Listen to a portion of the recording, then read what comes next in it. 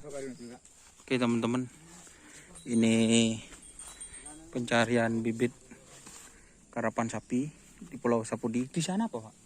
Di Pukeng. Pukeng.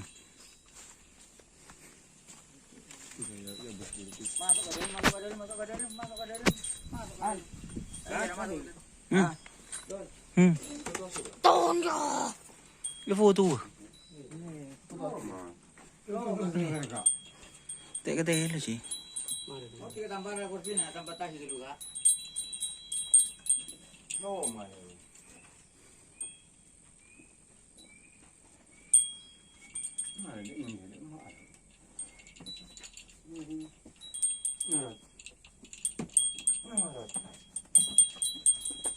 Dengar kak. Dia lom. Hari ya sapi yang juga tak evakan. Dia tangan di dia tong. Sebenarnya. Foto dong.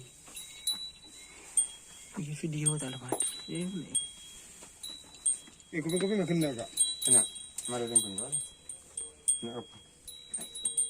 Anu, dereng. Lu boleh sana. Dereng. Oh kena. Terang kopi nak jiran. Telepon aku ni kak. Udah mau banyakkan pakan ini gitu. Anu. Menjauh, mari dua. Kena. Ini kan dua. Mana ini? Oh. Mak dia siapa kena? Jadi coba nih, benci demi boleh tambah lah. Ngale sih. Mau len gelap. Ngale nang. Le. Foto dong. Foto akhir dong. Are. Foto dong dulu dong. Are. Kau sokon ya? Le petira. Sokon.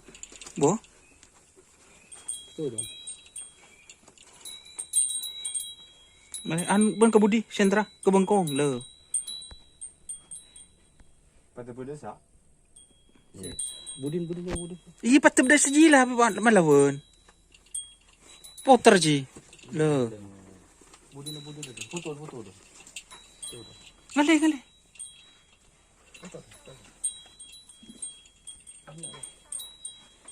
Dah foto akhir dulu. Baiklah. Mari.